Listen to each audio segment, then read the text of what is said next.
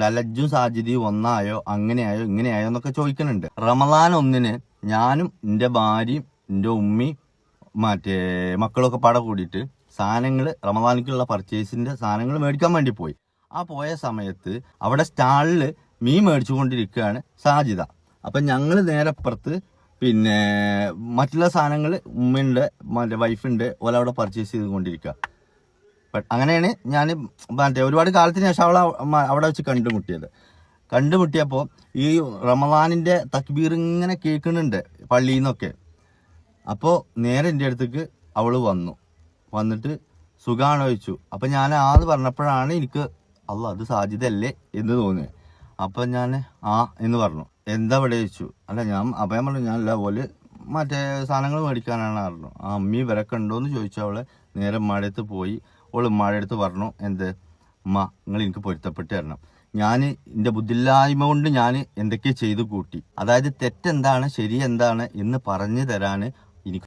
Hi friends, എല്ലാവർക്കും പുതിയൊരു വീഡിയോയിലോട്ട് സ്വാഗതം. എല്ലാവർക്കും സുഖമാണെന്ന് വിചാരിക്കുന്നു. അതുപോലെ തന്നെ എൻ്റെ വീഡിയോ പുതുതായിട്ട് കാണുന്നവരുണ്ടെങ്കിൽ ഒന്ന് സബ്സ്ക്രൈബ് ചെയ്ത് സപ്പോർട്ട് ചെയ്യാം കേട്ടോ.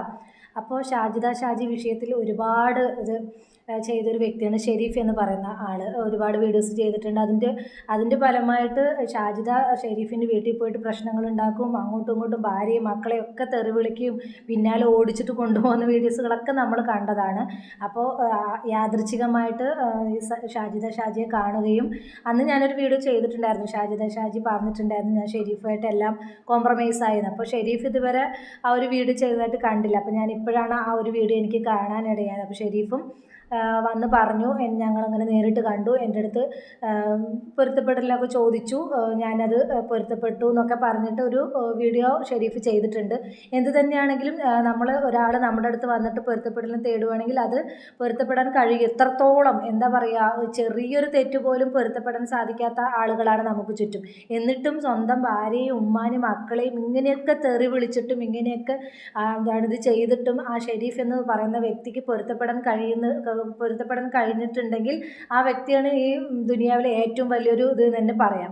എന്താ പറയുക, നമ്മൾ നിസ്സാര കാര്യത്തിന് പോലും പിണങ്ങി അഥവാ ഒരാളുടെ അടുത്ത് ഞാൻ ചെയ്ത് തെറ്റാണെന്ന് പറഞ്ഞിട്ട് നമ്മൾ പൊരുത്തപ്പെട്ട് കഴിഞ്ഞാൽ ആ വ്യക്തിക്ക് ചിലപ്പോൾ നമ്മുടെ അടുത്ത് പൊരുത്തപ്പെട്ട് തരാൻ പോലും താല്പര്യം ഉണ്ടായില്ല. എനിക്കിനി അത് പഴയതുപോലെ ആവാൻ കഴിയില്ല എന്ന് പറഞ്ഞ് ഒഴിവാകുന്ന ആ ഒരു കാലഘട്ടത്തിൽ ഇങ്ങനെയും മനസ്സുള്ള ആളുകളുണ്ടല്ലോ എന്ന് ചിന്തിക്കുമ്പോൾ സത്യം പറഞ്ഞാൽ ഒരുപാട് സന്തോഷമുണ്ട്. എന്തായാലും ഷെരീഫ് പറയുന്ന ബാക്കി ഭാഗം കൂടെ നമുക്കൊന്ന് കണ്ടു നോക്കൂ. ഉമ്മയായാലും കൂടപ്പറപ്പായാലും അയൽവക്കക്കാരായാലും ബന്ധുക്കളായാലും നാട്ടുകാരായാലും നിയമമായാലും എല്ലാവരും പാടെ എന്നോട് വലയം ചുറ്റിയിട്ട് കൂട്ടത്തോടെ ചേർന്ന് ആക്രമിക്കുന്നു. അപ്പോൾ പട്ടിണി വരെ ഞാൻ അതിൻ്റെ മുമ്പ് കടന്നിട്ടുണ്ട്. അപ്പം ഇനി അങ്ങനെ മക്കളെയും കൊണ്ട് ഒരു പട്ടിണി കടക്കാം, എന്നെ കൊണ്ട് കഴിയൂല എന്ന് വിചാരിച്ചിട്ട് ഒരു ഉമ്മയല്ലേ എനിക്ക് ഇവരെ എങ്ങനെയും സംരക്ഷിക്കണം, എൻ്റെ അടുത്തേക്ക് വരുന്നവർ നല്ലവരാണോ മോശക്കാരാണോ ഒന്നും എനിക്ക് തിരിച്ചറിയാനുള്ള ഒരു ബുദ്ധി അപ്പം ഉണ്ടായിരുന്നില്ല. ഇത് പറഞ്ഞു തരാനൊരാളുണ്ടായിരുന്നില്ല. അപ്പം ഞാൻ ചെയ്തുകൊണ്ടിരുന്ന കാര്യങ്ങളൊക്കെയാണ് എൻ്റെ ശരി. പിന്നീട് ഞാൻ നിങ്ങളെ വീട്ടിൽ വന്നിട്ട് ഈ പ്രശ്നങ്ങളും കാര്യങ്ങളും എല്ലാം ഉണ്ടാക്കി പോന്നതിന് ശേഷം ആ വീഡിയോ കണ്ടിട്ട് എന്നോട് ഈ പരിസരത്ത് നിന്ന് ഒരുപാട് ആളുകൾ പറഞ്ഞു, നീ ഈ ചെയ്തത് ആ ഉമ്മാനോടും അവൻ്റെ ഉമ്മാനോടും വാപ്പാനോടും പോയിട്ട് നിങ്ങളെ മോൻ ഇങ്ങനെയൊക്കെ ചെയ്യുന്നുണ്ട്, എനിക്കെതിരെ വീഡിയോ ഒക്കെ ഇടുന്നുണ്ട്, എന്നെക്കുറിച്ച് ഇങ്ങനെയൊക്കെ പറയുന്നുണ്ട് എന്ന് പറഞ്ഞിരിക്കുകയാണെങ്കിൽ 100% നിനക്കെതിരെയുള്ള എല്ലാ പ്രശ്നങ്ങളും അവിടെ അപ്പോൾ ആ ഉമ്മയിപ്പി അവനെ കൊണ്ട് സ്റ്റോപ്പ് ചെയ്യിപ്പിച്ചിരുന്നു. പക്ഷെ ഇജ്ജി ചെയ്തത് എന്താ, ഒരു ലൈവ് ഇട്ട് പോയി ആ വീട്ടിൽ കയറി ഒരുപാട് തെറി പറഞ്ഞു. അങ്ങനെ പറഞ്ഞാൽ ഒരിക്കലും എന്നെ വെറുതെ വിടൂല. അപ്പം ചെറിയൊരു പ്രശ്നമാണ് ഇജ്ജ് വലുതാക്കിയെന്ന്. അപ്പോഴാണ് അവൾക്ക് തിരിച്ചറിവ് വന്നത് ഞാൻ എടുത്ത് ചാടി അബദ്ധം കാണിച്ചതാണ് എന്നുള്ളത്. ആ ഒരു തിരിച്ചറിവ് അവൾക്ക് വന്നത് കൊണ്ട് അവൾ എൻ്റെ ഉമ്മയുടെ അടുത്ത് വന്ന് ഉമ്മയുടെ കയ്യമ്മയൊക്കെ പിടിച്ചിട്ട് കുറേ പൊരുത്തം ചോദിച്ചു, കരഞ്ഞു. എൻ്റെ വൈഫിനോടും കുറേ കരഞ്ഞ് പൊരുത്തമൊക്കെ ചോദിച്ചു. എന്നിട്ട് പറഞ്ഞു, എന്നോട് പൊറുക്കണം, അറിയാതെ പറ്റിപ്പോയതാ, എനിക്ക് രണ്ടാമത് വന്നിട്ട് ഇത് നിങ്ങളോട് പറയണമെന്നുണ്ട്, എൻ്റെ അടുത്തൊരു ഇങ്ങനെ തെറ്റ് പറ്റിയതാണ് എന്നുള്ളത് പറയണമെന്നുണ്ട്. പക്ഷേ രണ്ടാമത് ഞാൻ നിങ്ങളുടെ വീട്ടിലേക്ക് വന്നു കഴിഞ്ഞാൽ നിങ്ങൾ എന്നോട് എങ്ങനെ പെരുമാറുന്നോ അതല്ലെങ്കിൽ അതിൻ്റെ പേരിൽ പിന്നീട് എന്തെല്ലാം പ്രശ്നങ്ങൾ ഉണ്ടാവും എന്നുള്ളതോ എനിക്കറിയില്ല. അതുകൊണ്ടാണ് ഞാൻ പിന്നീട് വരാഞ്ഞ്. എൻ്റെ മൂത്ത മോൻ എന്നോട് പറഞ്ഞു, ഉമ്മ ഞാൻ ആ കാക്കാനെ കുറിച്ചിട്ട് ഇവിടെ ചോദിച്ചപ്പോൾ ഒക്കെ പറഞ്ഞത് അവിടെ വീട്ടിൽ പോയിട്ട് അവരുടെ അടുത്ത് പറഞ്ഞു കഴിഞ്ഞാൽ എന്തായാലും ഉമ്മാക്കെതിരെയുള്ള വീഡിയോ ഒക്കെ ഒന്ന് നിർത്തും. അപ്പോൾ നിങ്ങളൊന്ന് പറഞ്ഞു നോക്ക് എന്ന് കുറേ കാലമായിട്ട് മോൻ പറയുന്നുണ്ട്. കാരണം പഠിക്കുന്ന മറ്റേ കോളേജിൽ നിന്നൊക്കെ അപ്പോൾ കണ്ടോ, അതാണ് മക്കൾ വളർന്നു കഴിഞ്ഞാൽ മക്കളിലൂടെ നമുക്ക് ബുദ്ധി വെക്കുമെന്ന് പറയില്ല. അതുപോലെയാണ് ഇപ്പോൾ ഷാജിക്ക് ഉണ്ടായിരിക്കുന്നത്. ഇപ്പോൾ മൂത്ത മോൻ പറഞ്ഞു അമ്മ പോയിട്ട് പൊരുത്തപ്പെടണം എന്നൊക്കെ പൊരുത്തപ്പെടാൻ ചോദിച്ചിട്ടുണ്ടായിരുന്നു. പിന്നെ ഇത്രയും പ്രശ്നം ഉണ്ടാക്കിയിട്ട് ആ വീട്ടിലോട്ട് പോയി കഴിഞ്ഞാൽ എന്താണ് സിറ്റുവേഷൻ, എന്താണ് അവസ്ഥ എന്നുള്ളത് അറിയില്ലല്ലോ. അതുകൊണ്ടാണ് വീട്ടിൽ വരാതിരുന്നത്. അതിപ്പോൾ എന്തായാലും കാണാനിടയായി. അതാണ് പടച്ചോൻ്റെ ഓരോ നിയോഗം എന്ന് പറയില്ലേ. അപ്പോൾ എന്തായാലും ഷാജിക്ക് പൊരുത്തപ്പെട്ട് കിട്ടാനുള്ളൊരു ഇതുണ്ടായി.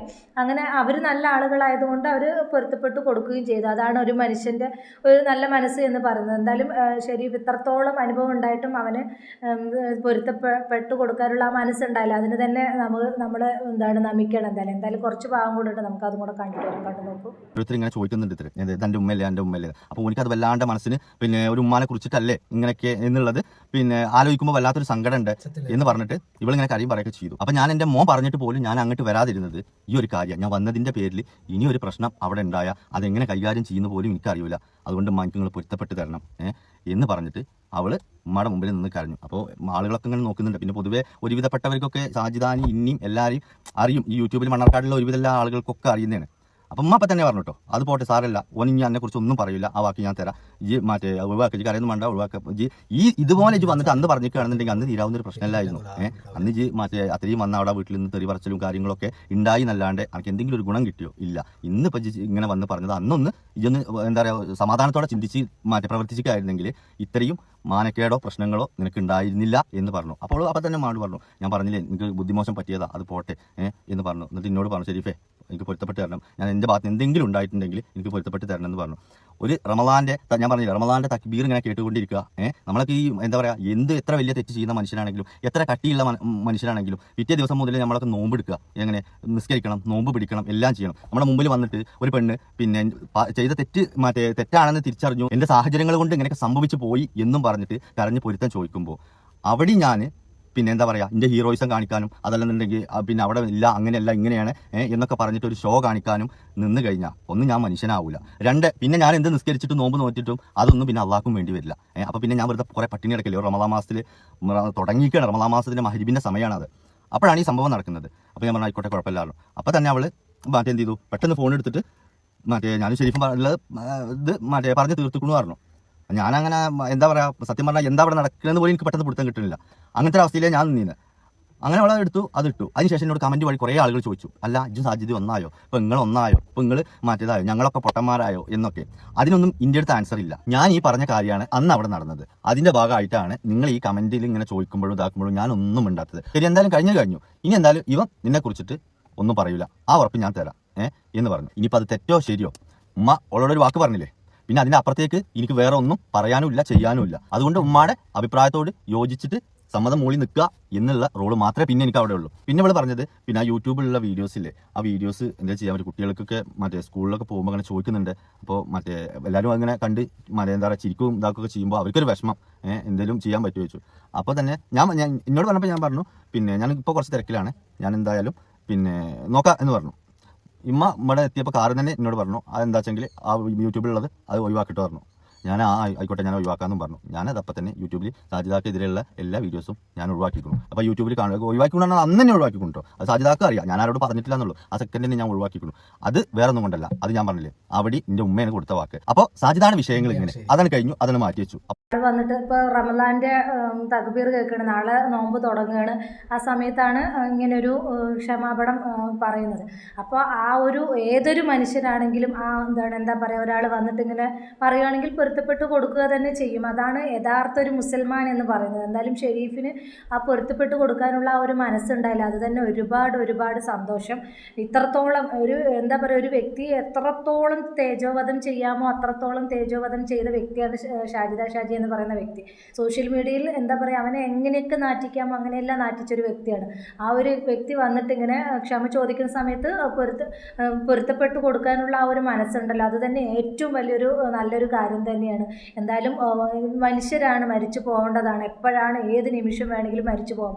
എന്തിനാണ് ഈ ദേഷ്യവും വിദ്വേഷവും എന്താണ് മുഖം വീർപ്പിച്ച് ഇങ്ങനെ ഇരുന്നിട്ട് ഒരു കാര്യമില്ല. നമ്മൾ എന്താ പറയുക, നമ്മൾക്ക് തുച്ഛമായിട്ടുള്ളൊരു കാലഘട്ടം മാത്രമാണ് ദുനിയാവിലുള്ളത്. ആ ദുനിയാവിലുള്ളത് എന്തെല്ലാമാണ് കാണിച്ചു കൂട്ടുന്നത്. നമ്മൾ എത്ര ക്ഷമിച്ചാലും നമുക്കിട്ട് പണി തരുന്നവരും ഉണ്ട്. അവർക്ക് പടച്ചോൻ കൊടുത്തോളും, അല്ലാതെ നമുക്കൊന്നും പറയാനില്ല. എന്താ പറയുക, എന്താണ് എത്രത്തോളം നമ്മൾ ഒരാളുടെ അടുത്ത് നമ്മൾ ഇങ്ങനെ ഒരു ഇത് ചോദിച്ചു കഴിഞ്ഞാൽ ആ വ്യക്തി പൊരുത്തപ്പെട്ട് കൊടുത്തിട്ടില്ലെങ്കിൽ പടച്ചോനും ആ വ്യക്തിയും തമ്മിലുള്ള ഇതായി, പിന്നെ നമ്മൾ തമ്മിൽ യാതൊരു ഇതുമില്ല. അപ്പോൾ എന്തായാലും ഷെരീഫ് പൊരുത്തപ്പെട്ട് കൊടുക്കാനുള്ള ആ മനസ്സ് കാണിച്ചില്ല. അത് തന്നെയാണ് ഏറ്റവും വലിയ കാര്യം. ഇല്ല, എനിക്ക് പൊരുത്തപ്പെടാൻ പറ്റില്ല, അതാണ് നീ എന്നെ അത്രത്തോളം പറഞ്ഞതാണ്, ഇനി നീയോട് യാതൊരു ബന്ധവുമില്ല എന്നുള്ളത് പറഞ്ഞതാണെങ്കിലോ. അപ്പോൾ പടച്ചോൻ ഷാജിദാൻ്റെ ഭാഗത്താണ് നിൽക്കുക. ഷാജിദ പൊരുത്തപ്പെടൽ തേടി, എന്നിട്ടും എന്താണ് ഷെരീഫ് പൊറുത്തിട്ടില്ലെങ്കിൽ പിന്നെ പടച്ചോനും ഷെരീഫും തമ്മിലാണ് ഇത് വരിക. ഷാജിദയും പടച്ചോനും തമ്മിലുള്ള ആ ഒരു ഇത് മാറി. അപ്പോൾ എന്തായാലും ഇത് നിസ്സാരമായിട്ടുള്ളൊരു ഇതാണ്. എന്താ ഷാജിക്ക് ഇത് പറ്റിയതാണ്, ആരും പറഞ്ഞു കൊടുക്കാനില്ല. പിന്നെ എന്താ പറയുക, എന്താണ് എല്ലാവിടെ നിന്നും ഒറ്റപ്പെടലൊക്കെ ആകുന്ന സമയത്ത് ആരാണെങ്കിലും അങ്ങനെ പ്രവർത്തിച്ച് പോകും. ഈ ഒരു എന്താ പറയുക, എല്ലാവരും ഇപ്പോൾ എന്താ പറയുക, ഷാജി എല്ലാവരും ഒരുപോലെ കുറ്റപ്പെടുത്താൻ തുടങ്ങിയപ്പോൾ പുള്ളിക്കാരുടെ തെറ്റ് മനസ്സിലായി. അങ്ങനെയാണ് ഈ ഒരു ഇത് ക്ഷമ ചോദിച്ചത്. പിന്നെ സ്വന്തം മോനടക്കം അങ്ങനെ പറഞ്ഞത് കൊണ്ട് പുള്ളിക്കാരിക്ക് ആലോചിച്ചപ്പോൾ തോന്നിക്കാണും, ഞാൻ ചെയ്തത് ഏറ്റവും വലിയ തെറ്റാണ് തോന്നി. എന്തായാലും കാണാൻ ഇടവരികയും അങ്ങനെ പൊരുത്തം തേടുകയും ഷെരീഫ് എന്തായാലും പൊരുത്തപ്പെട്ട് കൊടുക്കുകയും ചെയ്തു. അപ്പോൾ എനിക്ക് ഈ വീഡിയോ കാണുന്ന എല്ലാവരോടും പറയാനുള്ളത്, പിണങ്ങി നിൽക്കുന്നവരെല്ലാം ഒന്നിക്കാൻ നോക്കുക. പിണക്കവും ഇതൊന്നും ആയിട്ട് നമ്മൾ ഈ ദുനിയാവിൽ ഒന്നും നേടാനില്ല. നല്ലതായിട്ട് തന്നെ മുന്നോട്ട് പോകാൻ നോക്കുക. നമ്മൾ നമ്മുടെ ഇത് ചെയ്യുക. നമുക്ക് എന്തെങ്കിലും ആരോട് ദേഷ്യം ഇതുണ്ടെങ്കിൽ നമ്മൾ അവരോട് പൊരുത്തപ്പെടലും തേടും. പിന്നെ അവർക്ക് നമ്മുടെ അടുത്ത് സഹകരിക്കാൻ താല്പര്യമില്ലെങ്കിൽ പിന്നെ നമ്മൾ ആ ചാപ്റ്റർ അതോടുകൂടി വിട്ടേക്കുക. നമ്മളും പടച്ചോനും തമ്മിലുള്ള ആ ഒരു ഇത് അതോടുകൂടി തീർന്നു. അപ്പോൾ ഈ ഒരു അവസരത്തിൽ ഈ വീഡിയോ കാണുന്ന നിങ്ങളെല്ലാവരും പിണങ്ങി നിൽക്കുന്നവരുണ്ടെങ്കിൽ അവരോടൊക്കെ മിണ്ടുക, സംസാരിക്കുക, നല്ലതായിട്ട് മുന്നോട്ട് പോകും. ചുരുങ്ങിയ കാലയിലുള്ളൂ 60-70 വയസ്സ് വരെ മാത്രമായിരിക്കും നമ്മൾ ദുനിയാവിലുള്ള കാലഘട്ടം. അപ്പോൾ നന്നായിട്ട് തന്നെ ഇവിടെ നല്ല ഇടിപൊട്ടുണ്ട് കേട്ടോ.